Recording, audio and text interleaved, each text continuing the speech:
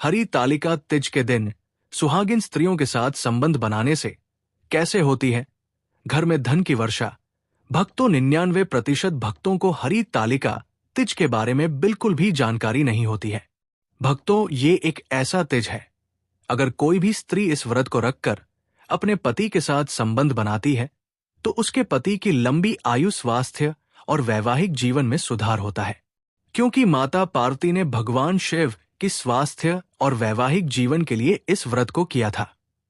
हर हर महादेव, ओम नमः शिवाय। भक्तों, आप सभी माताएं बहनों को हरितालिका तीज की ढेर सारी शुभकामनाएं। इस बार 26 अगस्त 2025 को हरितालिका तीज है।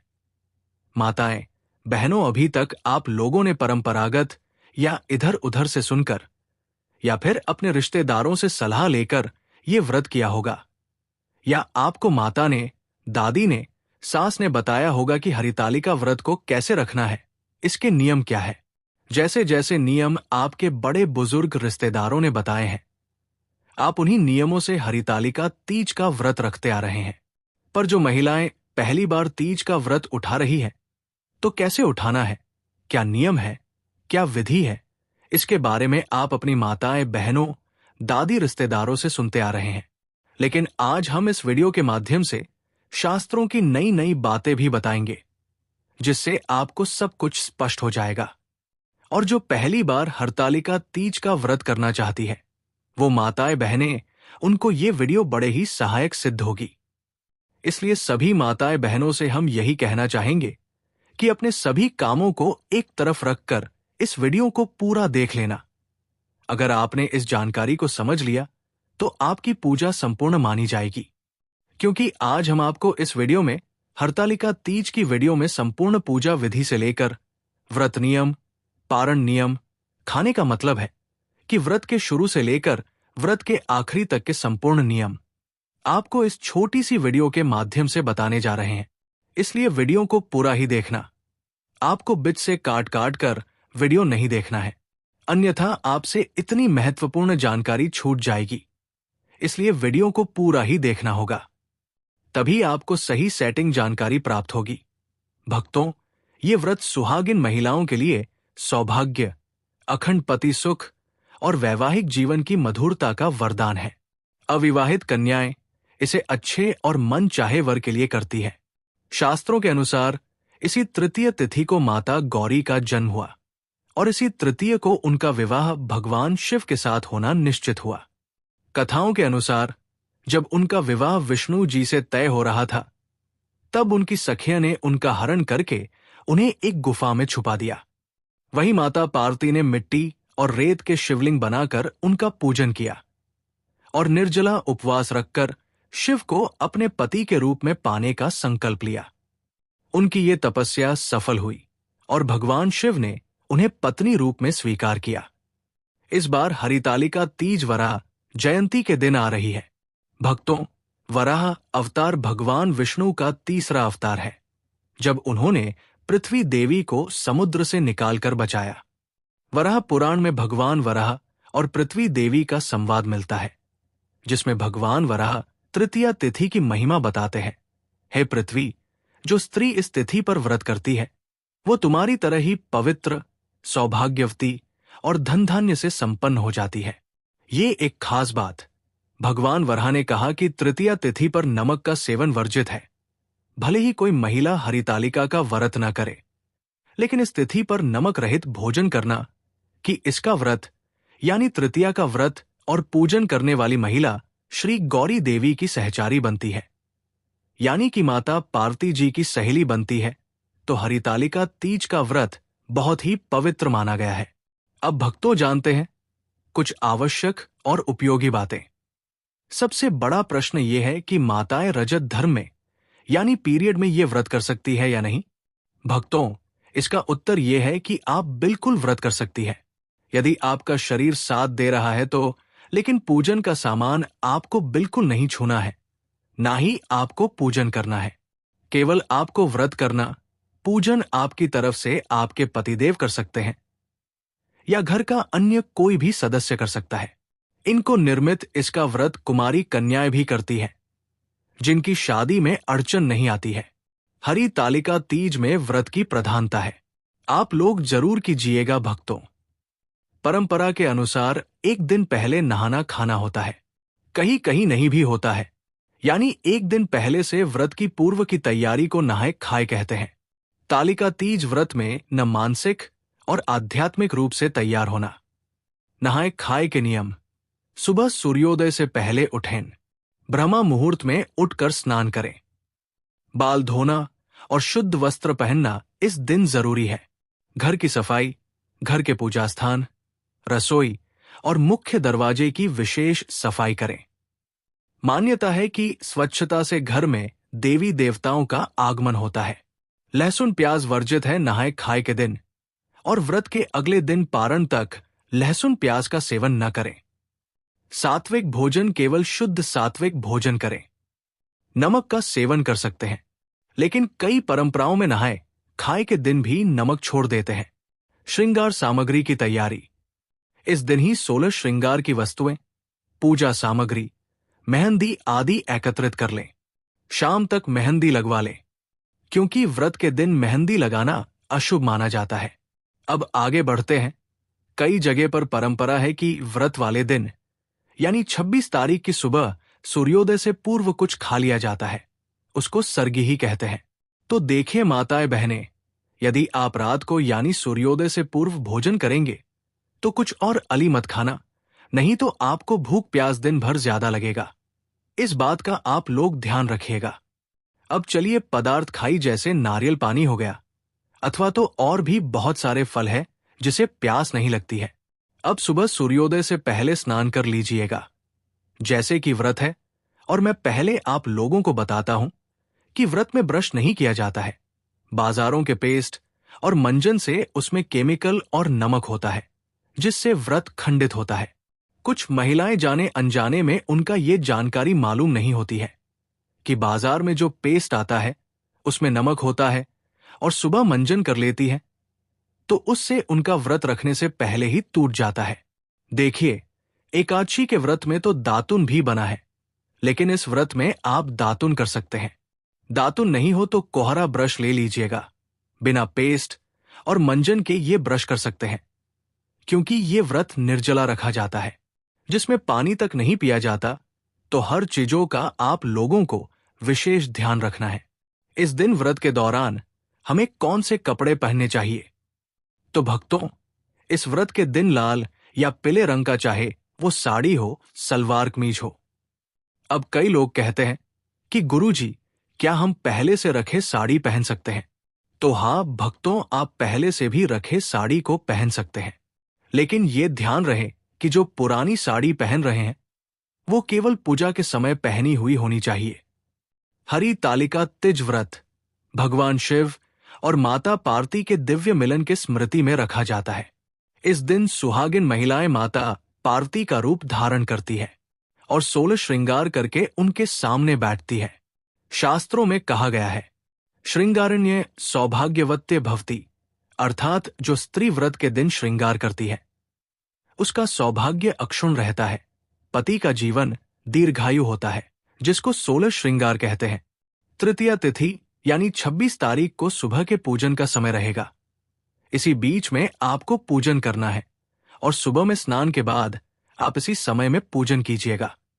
और पूजन कैसे करना है ये हम आपको वीडियो के अंत में बताएंगे कि पूजा किस प्रकार से करना है। और जो महिलाएं पहली बार व्रत उठा रही हैं वो भी इस पूजा विधि को अच्छे से समझ लेना। ध्यान रहे कि पूजन की शुरुआत में आप हाथ में अक्षत पुष्प और जल लेकर संकल्प कर लेना है कि मैं इस हरितालिका तीज का व्रत कर रही हूं। हे भगवान, हमें सफलता देना। सुबह पूजन के समय आप व्रत कथा सुन लीजिएगा। हाथ में अक्षत पुष्प और कुछ दक्षिणा लेकर व्रत कथा सुनने के बाद आप हाथ में लिए हुए द्रव्य को भगवान के आगे समर्पित कर देना। अब अगला दुविधादायक प्रश्न है कि कई लोग कहते हैं कि मिट्टी का शिव परिवार बनाकर पूजन करना होता है, लेकिन शहरों में रहने वाले लोग कैसे और कहां से मिट्टी का जुगाड़ करें? तो भक्तों, अब मेरी बात पर आप लोग ध्यान दीजिएगा। इसका हल भी है। देखिए, जब माता पार्वती जी का विवाह विष्णु जी से तय होना था, तब सखियों ने उनका हरण कर लिया और पार्वती जी गुफा में मिट्टी और रेत के शिवलिंग बनाकर पूजन करती थी। ये परंपरा तभी से चली आ रही है। लेकिन आज के युग में हमारे पास फोटो की सुविधा है, लेकिन जो लोग मिट्टी का पार्थिव शिव परिवार बना सकते हैं, वे लोग तो बनाए बहुत उत्तम है। लेकिन जिनके पास सुविधा नहीं है, वे लोग केवल शिव परिवार का एक फोटो ले लेना और इस पर पूजन कर लेना, या किसी के पास धातु की मूर्ति हो, मेटल की मूर्ति हो, तो उस पर भी आप लोग पूजन कर सकते हैं। मिट्टी का शिव परिवार पूजन कंप्लीट होने के बाद नदी या तालाब में विसर्जन किया जाता है। लेकिन जो लोग फोटो से कर रहे हैं, पूजा के लिए लास्ट में जब विसर्जन किया जाता है, उस समय केवल फोटो को आप अपने स्थान से खिसका देना, तो भी भगवान का विसर्जन माना जाएगा। या तो किसी ने कोई मेटल की मूर्ति रखी हुई है, उस पर पूजन किया, तो वो भी ऐसे ही पूजन करके मूर्ति को अपने स्थान से खिसका देना, तो इससे विसर्जन मान्य हो जाता है। भक्तों फोटो को या मेटल की मूर्ति को ले जाकर पानी में डाल कर आना। विसर्जन केवल मिट्टी की मूर्ति का होगा। भक्तों, आपका अगला प्रश्न आता है कि एक बार व्रत उठा लिया तो क्या हर बार करना चाहिए? देखिए, ये सब सुनकर कई बहनें तो व्रत करते भी नहीं। हम कहेंगे कि यदि आप हर बार कर सकती हैं, तो व्रत आप अवश्य कीजिए। जब तक आपसे संभव हो तब तक आप ये व्रत कीजिए। अब कई लोग हैं ना आपको डराते हुए मिलेंगे।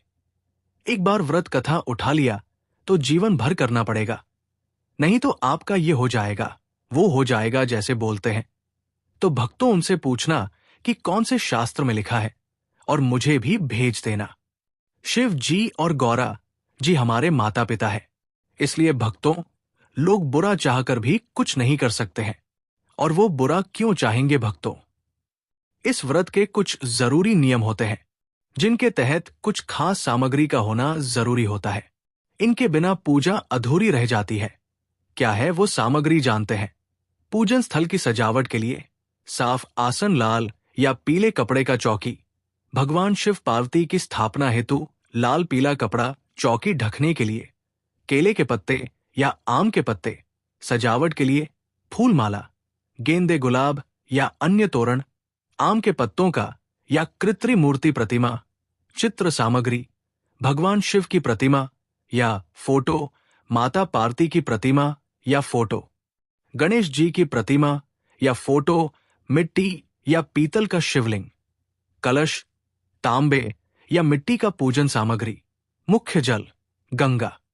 जल हो तो श्रेष्ठ, कच्चा दूध, दही, घी, शहद, चीनी, मिश्री, बेलपत्र, धतूरा, फल, आंकड़े के फूल, गन्ना, संभव हो तो चावल, अक्षत साफ और बिना टुटा, रोली, कुमकुम, हल्दी पाउडर, हल्दी की गांठ, पान के पत्ते, सुपारी, लौंग, इलायची, कपूर, मौलिक के कलावा, दुर्वा। गणेश जी के लिए अगरबत्ती, घी का दीपक और बत्तियां, चंदन पाउडर या लेप भोग। और प्रसाद सामग्री, गेहूं का आटा, शुद्ध घी, गुड़, चीनी। पंचामृत के लिए सामग्री, दूध, दही, धी, शहद, मिश्री, मौसमी फल, केला, सेब, अनार, नारियल आदि, सूखे मेवे, काजू, बादाम, किशमिश, मखाना आदि। नारियल, फूल वाला और बिना फूल वाला दोनों, लड्डू या घर का बना मीठा प्रसाद, तुलसी पत्ता। गणेश जी और विष्णु पूजन में व्रत कथा व अन्य सामग्री, हरिताली का तीज व्रत कथा की पुस्तक या प्रिंट, घड़ी, घंटा, शंख, आसन, व्रती के बैठने हेतु एक साफ थाली और एक लोटा जल के साथ अर्पण करने के लिए, छोटी डलिया या टोकरी, पूजा का कपड़ा ढकने हेतु साफ चुनरी या कपड़ा, पारण के दिन की सामग्री, फलाहार सामग्री, फल, सूखे मेवे। अगर किसी वस्तु का मिलना मुश्किल हो तो मन से भक्ति और श्रद्धा से उसका विकल्प अर्पित कर सकते हैं। चलिए माताएं, बहनों, अब जान लेते हैं कि आपके घर पर ही हरतालिका तीज की पूजा कैसे करना है और किन नियमों का विशेष रूप से ध्यान रखना है। कुछ महिलाएं ऐसी भी होती है जो कि गांव से हमारी वीडियो देख रही है, जो ज्यादा पढ़ी लिखी नहीं होती है, तो हम उनके लिए इस वीडियो में बिल्कुल साधारण तरीके से पूजा विधि बताने जा रहे हैं, जो कि उन्हें अच्छे तरीके से समझ में आ जाएगी। इसके लिए आपको वीडियो को लाइक करते हुए चैनल को सब्सक्राइब जरूर कर लेना है, ताकि आगे भी इसी प्रकार की और जानकारी आपको प्राप्त होती रहे। तो चलिए पूजा विधि आरंभ करते हैं। ये व्रत माता पार्वती और भगवान शिव के मिलन की स्मृति में किया जाता है। इसे सुहागिन महिलाएं अपने पति की लंबी आयु और वैवाहिक सुख के लिए करती हैं। कुंवारी कन्याएं अच्छे पति की प्राप्ति के लिए कर सकती हैं। व्रत से एक दिन पहले सात्विक भोजन करें। प्याज, लहसुन, मांस, मदिरा आदि से परहेज करें। व्रत का संकल्प मन में ले। कल मैं हरी तालिका तिज का व्रत करूंगी। माता पार्वती की पूजा करूंगी। पूजा के लिए सामान तैयार कर लें। पूजा सामग्री: मूर्ति चित्र माता पार्वती और भगवान शिव का। मिट्टी की प्रतिमा भी बना सकती है। मिट्टी या पीली मिट्टी का चबूतरा, पाट, पीला लाल कपड़ा, फूल, गेंदे, गुलाब आदि। बेलपत्र, धतूरा, अक्षत, चावल रोली, हल्दी, पंचामृत, दूध, दही, घी, शहद, गंगाजल, कलश और नारियल। दिया, अगरबत्ती, मौली, कलावा, मौसमी फल, पान, सुपारी, मिठाई, साड़ी, चूड़ी, सिंदूर, श्रृंगार का सामान, एक नई चुनरी माता के लिए यदि उपलब्ध हो। मिट्टी या पीतल का शिवलिंग अगर संभव हो। व्रत के दिन तृतीया तिथि सुबह स्नान करें। साफ साड़ी पहने, सिर ढके, बिना अनाज के केवल फलजल या निर्जल रहकर व्रत शुरू करें। पहली बार करने वाली चाहे तो फलाहार कर सकती है। घर के पूजा स्थान को साफ करके माता पार्वती शिवजी का स्थान सजाएं। पीले लाल कपड़े पर मूर्ति चित्र रखें। चबूतरे पर कलश स्थापित करें। कलश में जल भरें। आम के पत्ते लगाएं। नारियल रखें। पूजा विधि: सरल क्रम दीपक जलाएं। एवं दीप ज्योतिषे नमः कहते हुए भगवान गणेश का पूजन करें। किसी भी शुभ कार्य की शुरुआत में माता पार्वती और भगवान शिव का आह्वान करें। एवं नमः शिवाय और एवं पार्वत्याय नमः मंत्र जपें। मूर्ति को स्नान कराएं। पहले गंगा जल, फिर पंचामृत, फिर स्वच्छ जल। कपड़े से साफ करें और नए वस्त्र पहनाएं। चुनरी चढ़ाएं। सिंदूर, बिंदी, हार, फूल आदि से श्रृंगार करें। बेल पत्र, फूल, फल, धतूरा, अक्षत, रोली, हल्दी अर्पित करें। माता को 16 श्रृंगार का सामान चढ़ाएं। अगर पूरा न हो तो जो उपलब्ध हो, भोग में फल, मिठाई और पान सुपारी रखें। वरद कथा सुने या पढ़े। हरि तालिका तीज की कथा अवश्य सुने। अगर पढ़ नहीं सकती तो किसी से सुने। आरती करें। पहले शिव जी की, फिर माता पार्वती की। प्रणाम करके अपनी मनोकामना बोले। रात का नियम: रात में जागरण करें। भजन कीर्तन गाएं। शिव पार्वती की महिमा सुने। अगर स्वास्थ्य ठीक न हो तो पूजा स्थल के पास बैठकर मंत्र जपते हुए विश्राम कर सकती है। व्रत खोलना: अगले दिन चतुर्थी, सुबह स्नान करें, पूजा करें, चंद्रमा को अर्घ्य दें। अगर रात को न दिया हो, ब्राह्मण या सुहागिन महिलाएं को फल वस्त्र दान करें। उसके बाद व्रत खोलकर भोजन ग्रहण करें। व्रत के आसान नियम: व्रत में केवल साफ और सादी भाषा बोले। किसी से भी झूठ और अपशब्द ना बोले। व्रत के दिन क्रोध ना करें। किसी को दुख न दें। भविष्य के पति के कल्याण के लिए मन में शुभ भाव रखें। मांस, मदिरा, प्याज, लहसुन का सेवन न करें। पहली बार व्रत करने वाली अगर निर्जला न रह सके तो फलाहार कर सकती है, पर अनाज न ले। इस प्रकार से आपको संपूर्ण पूजा विधि कर लेनी है। भक्तों उम्मीद करते हैं कि आपको पूजा विधि अच्छे से समझ में आ गई होगी। तो चलिए अब हम आपको बता देते हैं कि व्रत किस दिन रखा जाएगा, पूजा का शुभ मुहूर्त क्या है और किस दिन व्रत का पारण किया जाएगा। सभी डेट टाइम हम आपको बता देते हैं। हरि तालिका तीज 2025 का व्रत 26 अगस्त मंगलवार को रखा जाएगा। ये भाद्रपद मास की शुक्ल पक्ष की तृतीया तिथि पर पड़ रहा है। तृतीय तिथि 25 अगस्त दोपहर 12:34 से शुरू होकर 26 अगस्त 2001 55 तक रहेगी। क्योंकि व्रत सूर्योदय 26 अगस्त से मानी जाती है, इसलिए यही दिन व्रत रखा जाएगा। पूजा का शुभ मुहूर्त: सुबह का मुहूर्त 26 अगस्त को सुबह 5:56 से 8:31 तक। इस दौरान पूजा विधि विधिवत की जा सकती है। कालावधि लगभग 2 घंटे 35 मिनट। व्रत पारण, व्रत खोलने का समय, व्रत खुलने और पारण का समय 27 अगस्त को सूर्योदय के बाद निर्धारित किया गया है। नायक आया, शिव पार्वती दर्शन, व्रत की समाप्ति और पारण तारीख। भले ही आपने नायक आया शब्द से विशेष विदाई या समापन की तरफ इशारा किया हो, इसका आराध्य रूप से संबंध पारायण करने से ही होता है। इसलिए 27 अगस्त सुबह पारण के साथ ये चरण पूरा माना जाता है। बहुत समय पहले हिमवान नाम के राजा की एक सुंदर और पवित्र कन्या थी, पार्वती। बाल्यकाल से ही माता पार्वती का मन भगवान शिव में ही लगा था। उनकी एक ही इच्छा थी, मैं उसी पुरुष से विवाह करूंगी जो तपस्वी, त्यागी और त्रिलोकीनाथ शिव है। लेकिन एक दिन राजा हिमवान ने अपनी बेटी के विवाह के लिए भगवान विष्णु का प्रस्ताव स्वीकार कर लिया। राजा को यह नहीं पता था कि पार्वती पहले ही मन शिव को पति के रूप में चुन चुकी है। यह सुनकर पार्वती का हृदय व्यथित हो उठा। वो अपने सखी के साथ घने जंगल में चली गई और वही कठोर तपस्या की और उन्हें कई दिनों तक निर्जला उपवास रहकर केवल शिव नाम का जप किया और मिट्टी की शिव पार्वती प्रतिमा बनाकर उनकी पूजा की। तृतीया तिथि का दिन आया। पार्वती ने उस दिन भी निर्जल रहकर शिव की आराधना की। उनकी भक्ति और तपस्या से प्रसन्न होकर भगवान शिव स्वयं उनके सामने प्रकट हुए। उन्होंने कहा, देवी, तुम्हारी ये अटल श्रद्धा और कठिन व्रत ने मुझे बाध्य कर दिया है कि मैं तुम्हें अपने वामांग पत्नी के रूप में स्वीकार करूं।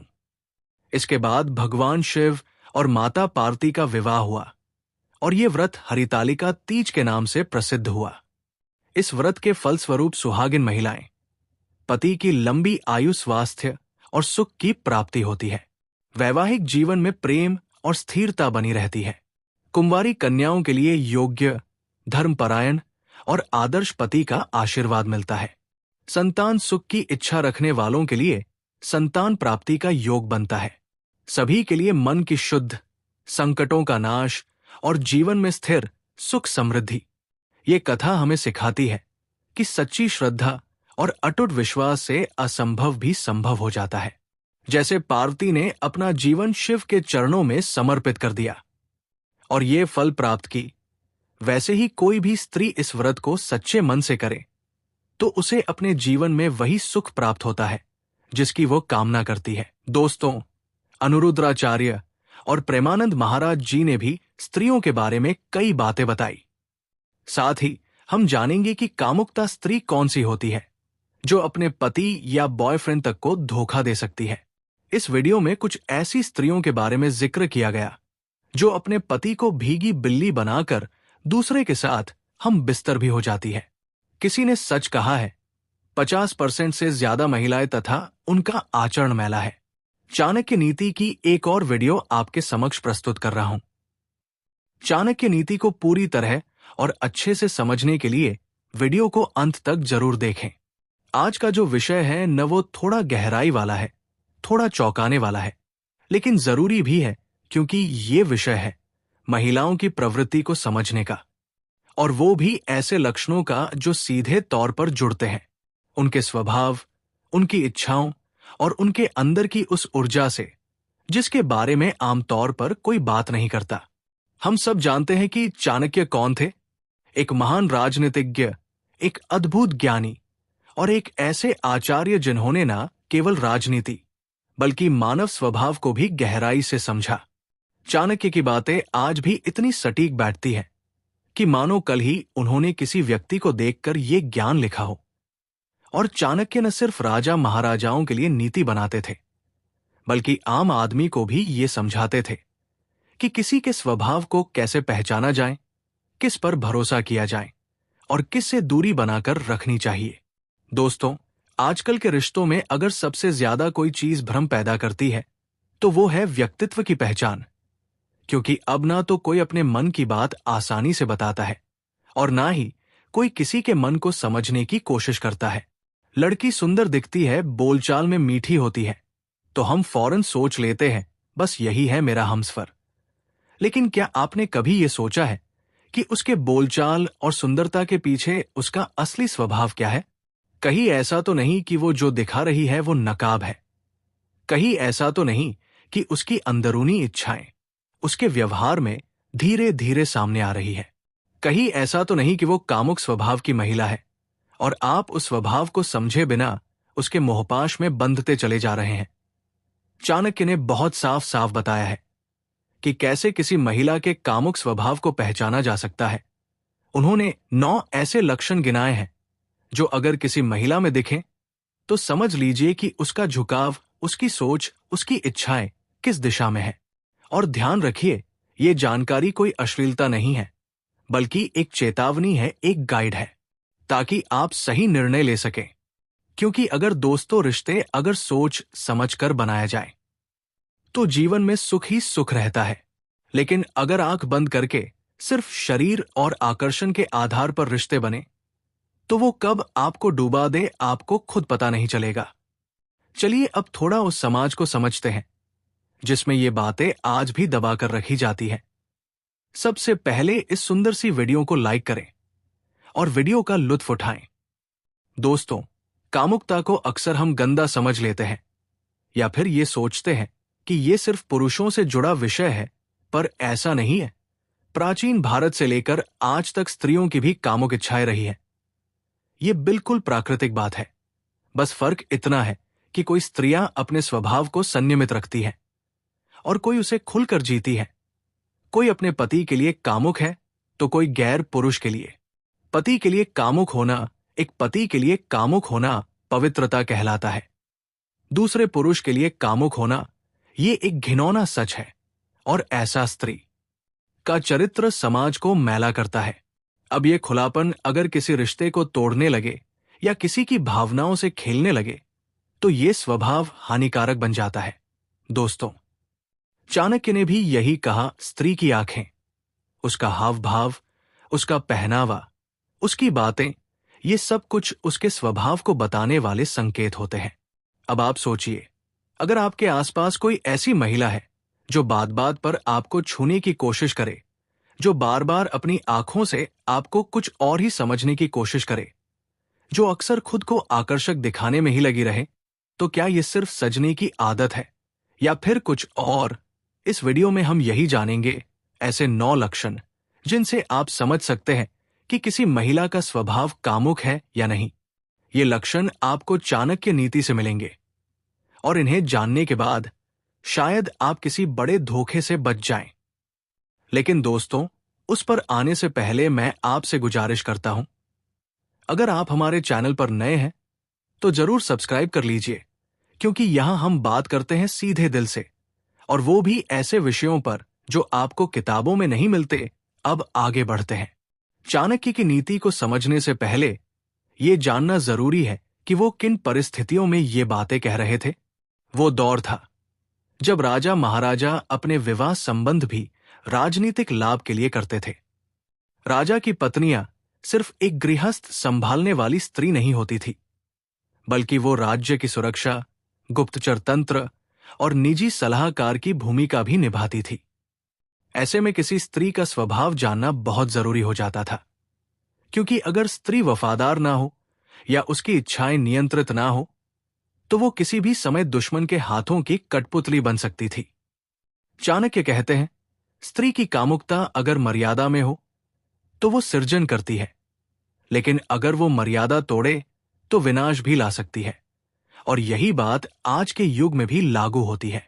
अगर आप किसी ऐसी महिला के संपर्क में आ जाते हैं जिसका स्वभाव ज्यादा भौतिक सुखों में डूबा हो, जो भावनाओं से ज्यादा शरीर की भूख को महत्व देती हो, तो बहुत संभव है कि वो आपके जीवन को गहराई नहीं बल्कि उलझन देगी। दोस्तों, ये जरूरी नहीं कि हर ऐसी महिला बुरी हो, पर अगर आप ये लक्षण पहचान ले तो आप सही निर्णय जरूर ले सकते हैं।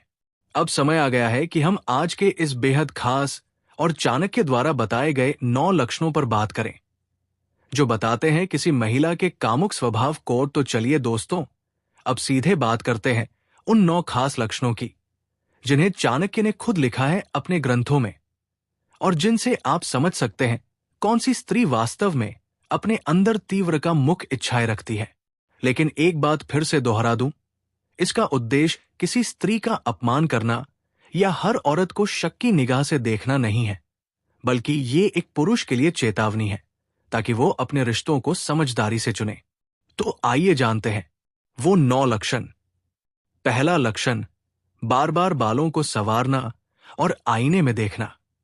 चाणक्य कहते हैं, जो स्त्री हर थोड़ी देर में अपने बालों को बार बार छूती है, उन्हें संवारती है, आईने में बार बार खुद को देखती है, वो संकेत है कि उसका मन स्थिर नहीं है। ऐसी स्त्रियां अपने सौंदर्य को लेकर अत्यधिक सजग होती है और अक्सर दूसरों का ध्यान अपनी ओर खींचना चाहती है। उनका खुद को देखने का ये आग्रह सिर्फ शौक नहीं होता, बल्कि ये कामुकता का पहला संकेत होता है। दूसरा लक्षण, बार बार होठों को चाटना या दांत दिखाकर हंसना। अगर कोई स्त्री बार बार अपने होठों को जीभ से छूती है, होठों को दबाती है या हंसते समय बार बार दांत दिखाती है, तो चाणक्य के अनुसार ये एक गुप्त संकेत है कि वो दूसरों को आकर्षित करने की कोशिश कर रही है। कई बार ये हाव भाव शरीर की भाषा से ज्यादा बोलते हैं। ऐसा व्यवहार स्त्री की इच्छाओं का इशारा होता है। तीसरा लक्षण, आंखों से ज्यादा संवाद करना। अगर कोई स्त्री बार बार आंखों से इशारे करती है, नजरें टकराने देती है और फिर शर्मा कर मुस्कुराती है, तो ये भी एक बड़ा संकेत है कि वो सामने वाले से गहरा संवाद करना चाहती है, और वो भी सिर्फ मानसिक नहीं बल्कि शारीरिक भी। चाणक्य कहते हैं कि आंखें कभी झूठ नहीं बोलती। जो स्त्री अपनी आंखों से बात करती है, वो अपने मन की बात छुपा नहीं पाती। चौथा लक्षण, बार बार कपड़े बदलना, सजना, संवरना। चाणक्य के अनुसार जो स्त्री दिन में कई बार कपड़े बदलती है, हर पल नए नए फैशन की बात करती है, हर चीज में खुद को सबसे आकर्षक दिखाने की कोशिश करती है, वो केवल सुंदर दिखना नहीं चाहती, बल्कि दूसरों को अपनी ओर खींचना चाहती है। ये हाव भाव उसकी भीतरी इच्छाओं की ओर इशारा करते हैं। पांचवा लक्षण, हर पुरुष से जल्दी घुल मिल जाना। अगर कोई स्त्री किसी भी पुरुष से बहुत जल्दी फ्रेंडली हो जाती है, उसके बहुत पास बैठती है, शारीरिक दूरी का ध्यान नहीं रखती, तो ये संकेत है कि वह पुरुषों के आकर्षण में जल्दी आती है। ऐसी स्त्री का मन चंचल होता है और उसे सीमाएं पसंद नहीं होती। छठा लक्षण, अकेले में बात करने की आदत रखना। जो स्त्री बार बार कहें कि सबके सामने बात मत करो, फोन पे बात करो या अकेले में मिलो, तो समझ लीजिए कि वो कुछ गहरे इरादे रखती है। उसका ये व्यवहार संकेत देता है कि वो कुछ करना चाहती है जो सामाजिक दृष्टि से स्वीकार्य नहीं। चाणक्य कहते हैं, जो स्त्री छिपकर व्यवहार करे, वो मन से अशांत होती है। सातवां लक्षण, बार बार अपनी देह को छूना या दिखाना। जो स्त्री बात करते समय बार बार अपनी गर्दन, कमर या चेहरे को छूती है या ऐसा कपड़ा पहनती है जो बार बार ढलके, तो चाणक्य कहते हैं ये स्त्री अपनी देह का उपयोग आकर्षण के लिए कर रही है। ऐसा व्यवहार उसकी इच्छाओं की स्पर्श झलक देता है। आठवां लक्षण, बिना बात के गुस्सा होना फिर अचानक प्यार जताना। अगर कोई स्त्री बात बात पर गुस्सा हो जाए फिर कुछ ही देर में प्यार दिखाने लगे, तो ये मूड स्विंग नहीं बल्कि अंदर की आग का संकेत होता है। नवा लक्षण, रात को जागना, देर तक फोन पर बातें करना। चाणक्य के अनुसार जो स्त्री रात में जागे, अकेले में फोन पर लंबी लंबी बातें करें या फिर देर रात तक सोशल मीडिया पर एक्टिव रहें, तो वो अपने विचारों और इच्छाओं को बाहर निकालने का कोई रास्ता तलाश रही है। ऐसा व्यवहार संकेत देता है कि वो एकांत में किसी के साथ गहरा रिश्ता बनाना चाहती है। तो दोस्तों, ये थे वो 9 लक्षण जिनके जरिए आप पहचान सकते हैं कि कोई स्त्री कामुक स्वभाव की है या नहीं। ध्यान रहे, हर स्त्री में 1-2 लक्षण दिखाई देना सामान्य है, लेकिन अगर आप इन लक्षणों को बार बार एक साथ और प्रबल रूप से देख रहे हैं, तो समझ जाए कि वो स्त्री बहुत तेजी से आपको अपनी ओर खींच रही है और शायद भावनाओं से नहीं, शरीर से बंधन चाहती है। चाणक्य की चेतावनी, ऐसी स्त्रियां से कैसे बचे? तो दोस्तों, अब सवाल ये उठता है, अगर किसी स्त्री में ये कामुक लक्षण नजर आने लगे तो क्या करना चाहिए? क्या उससे रिश्ता जोड़ लेना चाहिए क्या वो आपके जीवन में सुखी सुख भर देगी? बिल्कुल नहीं। चाणक्य इस बारे में बहुत साफ बोलते हैं। वो कहते हैं, जो स्त्री केवल अपनी देह से पुरुष को बांधती है, वो पुरुष की ऊर्जा को धीरे धीरे खा जाती है। ऐसी स्त्रियां दिखने में आकर्षक, बोलने में मीठी और हाव भाव में मोहक होती हैं, लेकिन उनके इरादे खतरनाक हो सकते हैं। आइए समझते हैं, ऐसी स्त्री से जुड़ने पर क्या क्या नुकसान हो सकते हैं और उनसे बचने के उपाय क्या है। आपकी सोचने समझने की शक्ति खत्म हो जाती है। कामुक स्त्री जब पुरुष को अपने मोहजाल में फंसा लेती है, तो वो अपने सही गलत, अच्छा बुरा, धर्म अधर्म का भेद करना भूल जाता है। वो हर वक्त उसी स्त्री के ख्यालों में खोया रहता है। चाणक्य कहते हैं, पुरुष का नाश तब शुरू होता है जब वो किसी स्त्री के सौंदर्य में अपनी बुद्धि को गिरवी रख देता है। आपकी मेहनत, आपका पैसा, सब कुछ उस स्त्री की इच्छाएं में खत्म होने लगता है। ऐसी स्त्रियां धीरे धीरे पुरुष को अपने खर्चे उठाने के लिए मजबूर करने लगती है।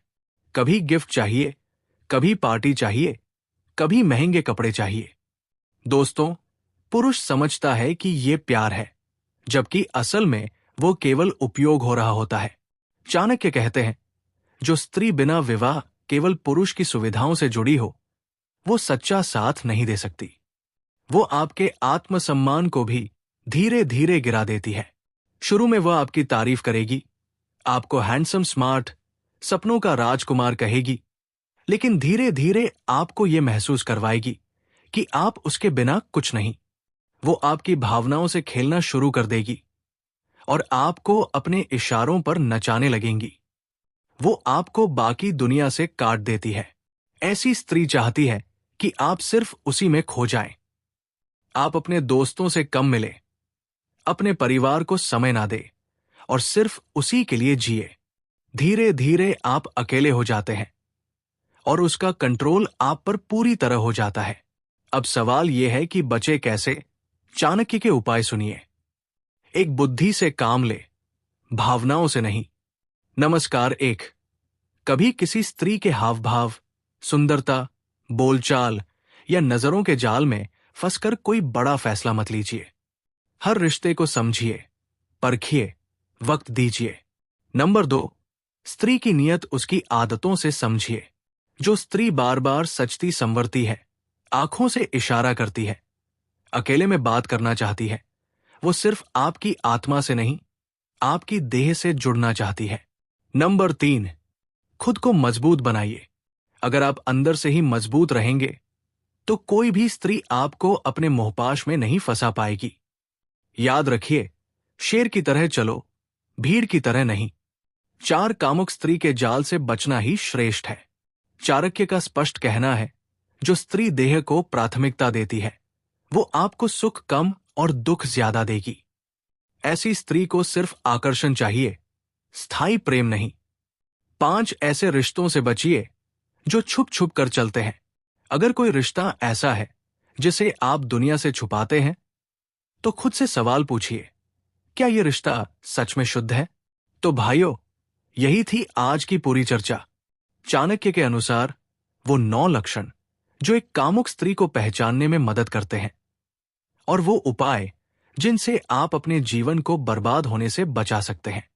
बड़े विद्वान सच कहते हैं कि सच पानी की तरह साफ होता है। आज के वैलेंटाइन डे ये सब प्यार मोहब्बत कुछ नहीं होते, सिर्फ आपस में एक दूसरे के बदन और अंगों का लैंगिक सुख भोगने का एक बहाना और समझौता मात्र है।